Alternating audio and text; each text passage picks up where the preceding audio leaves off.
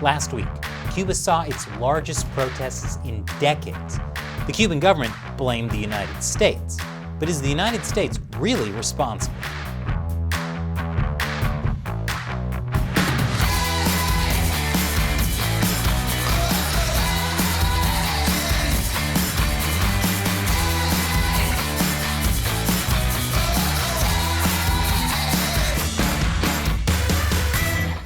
Welcome to America Uncovered. I'm Chris Chappell. Last week, Cubans took to the streets in numbers that hadn't been seen in decades. Cuba is led by one of the world's few remaining communist regimes, and these protests broke out in the midst of Cuba's worst economic crisis since the fall of the Soviet Union. Cuba is facing a hard currency shortage, food shortages with long lines for basic necessities, and a healthcare system burdened by rising COVID cases. In fact, Cuba is facing the largest COVID-19 caseload in Latin America. But while the COVID situation in Cuba is bad, that's not the reason for the protests. Instead, protesters cited daily blackouts and shortages of medicine, food, vaccines, and most of all, a shortage of freedom. Many protesters shouted for liberty and freedom as they marched. This makes sense given that the New York Times described Cuba as a country known for repressive crackdowns on dissent, which is like saying Ben & Jerry's is known for making ice cream. How repressive are Cuba's crackdowns? Back in 1991, the Times reported on a violent crackdown under former leader Fidel Castro. Here's what happened to political dissident Maria Elena Cruz Varela. With plainclothes agents firing gunshots into the air, a mob burst into Ms. Cruz's apartment and forced the poet to eat some of her political writings in the presence of her daughter. She was then dragged down the stairs by her hair before being arrested and sentenced to 2 years in prison. So given Cuba's reputation for repression, the reaction of the Cuban regime to these latest protests also makes sense. Not only did they cut internet service, they also arrested activists and blamed the unrest on the United States. If there's one thing communist regimes are good at, it's blaming America for their problems. Since the protests began, Cuban officials have blamed America in a number of ways. For one, they said the U.S. was behind the protest through orchestrated social media campaigns. And they blamed Twitter for the unrest. Hey, Cuban government, get in line. Everyone's blaming Twitter for unrest. A particular target was #SOSCuba, an international campaign originally designed to channel medical aid to Cuba as COVID cases increased. But the hashtag was also used by Cuban protesters posting on social media. Cuban Foreign Affairs Minister Bruno Rodriguez said that he has irrefutable proof that the majority of those that took part in this campaign were in the United States and used automated systems to make content go viral. Meanwhile, Cuban President Miguel Diaz-Canel blamed the protests on social media shenanigans by Cuban Americans. He told NPR reporters, "The Cuban American mafia, paying very well on social networks to influencers and YouTubers, has created a whole campaign and has called for demonstrations across the country." Ah yes, the Cuban American mafia really knows how to get protests going across Cuba. The best way is definitely to pay influencers and YouTubers.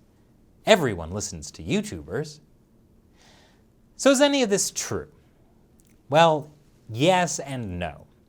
Social media was only introduced to Cuba about 2.5 years ago, and it definitely played a role in the unrest. Cuban civil rights activists have used social media to organize protests and reach way more people. And according to Reuters, some protesters joined the protests after seeing what was going on social media. You know, like how social media usually works.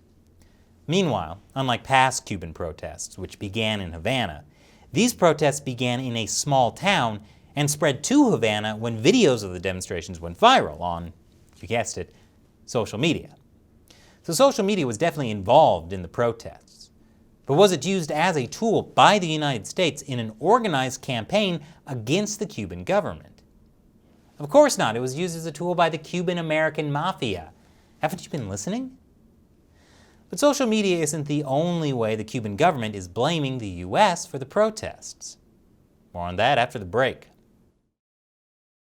Welcome back. In addition to blaming the United States social media campaigns, President Diaz-Canel also blamed the U.S. embargo on Cuba for the protests, which is not something new. The Cuban regime has been blaming the U.S. embargo for all of their economic problems for decades. But this time, he wasn't alone. Senator Bernie Sanders in particular was widely criticized by right-leaning news outlets for blaming the Cuban unrest on U.S. sanctions. Although technically he didn't quite say that. What he said was this: all people have the right to protest and to live in a democratic society. I call on the Cuban government to respect opposition rights and refrain from violence. It's also long past time to end the unilateral U.S. embargo on Cuba, which has only hurt, not helped, the Cuban people. Okay, so he put the Cuban people's right to protest in the same tweet as ending the embargo, but he didn't technically blame the embargo for the protests. Congresswoman Alexandria Ocasio-Cortez was also criticized for blaming the U.S. sanctions, but technically she didn't quite say that either. What she said was this: we stand in solidarity with the Cuban people and condemn the suppression of the media, speech, and protest. We also call for an end to the U.S. embargo and additional Trump-era restrictions that are profoundly contributing to the suffering of Cubans. Although in her official statement, she did go a little further and called the embargo the U.S. contribution to Cuban suffering and absurdly cruel. Meanwhile, the Black Lives Matter organization's official statement outright said the current crisis was because of the embargo. They were very straightforward about it, saying the U.S. embargo was undermining Cubans' right to choose their own government and was at the heart of Cuba's current crisis. I'm not sure the U.S. is the one that's undermining Cubans' right to choose their government. But given Black Lives Matter's past support and praise for Fidel Castro, it's not a huge surprise they're blaming the U.S. for Cuba's problems. So is it true the U.S. embargo is responsible for the Cuban protests? Well, again, yes and no. The United States has had an economic embargo on Cuba since 1962. It was temporarily loosened under President Carter and President Obama, but it was never completely removed. Meanwhile, the Cuban economy has experienced its own ups and downs separate from the embargo. For example, the last time Cuba saw unrest like this was back in 1994. The U.S. embargo had been in place before those protests, and they were in place after those protests. The only thing that changed was the Soviet Union fell in 1991. Cuba had relied on the Soviets for a lot of economic support, which they suddenly lost. And that triggered the protests. People blaming the U.S. sanctions often seem to forget that Cuba still has trade with countries other than the United States, especially other communist and socialist countries like China and Venezuela. In addition, the U.S. embargo does have exemptions, like for food and medical supplies. Assistant Secretary of State Julie Chung was widely panned for implying the protests were due to rising COVID-19 cases. But she was right when she pointed out in 2020 the United States routinely authorizes the export of humanitarian goods, agricultural products, medicine, and medical equipment to support the Cuban people. The embargo is very complicated. So complicated that there are hundreds of questions on the FAQs page for the Cuban sanctions, just for the Department of the Treasury. And the embargo is also complicated by the Cuban regime's response. For example, although the U.S. government allows the export of food and medicine, Cuban authorities heavily tax these imports, which means less food and medicine gets to Cuba. The Cuban government also rejected the medical aid gathered through the #SOSCuba campaign, which angered some Cubans. All in all, blaming the shortages and the protests on the U.S. sanctions is probably just a little bit of an oversimplification. Plus, as Cuban Americans are repeatedly saying, these protests are about freedom, not just shortages. But while some on the left are blaming the Cuban protests on the U.S. embargo, some on the right also think the U.S. is responsible for the Cuban protests as an inspiration for freedom. We'll talk about that after the break. Welcome back. The American left and right seem to agree on something. They both agree the United States is responsible, at least partly, for the protests in Cuba. While the left is blaming America for cruel sanctions on Cuba, the right is praising America for being a beacon of freedom. Conservative media were quick to point out that some of the Cuban protesters were carrying an American flag. There's at least one video circulating on social media of a Cuban protester with an American flag while the crowd chants for liberty. Of course, Cuban authorities probably see that American flag as further proof these protests were backed by the United States government. So it all depends on your perspective. Speaking of perspective, conservative media were quick to connect the American flag to other protests around the world, like in Hong Kong.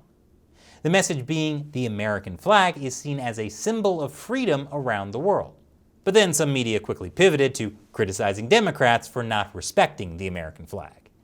So in a way, the right is saying the Cuban protests are about America.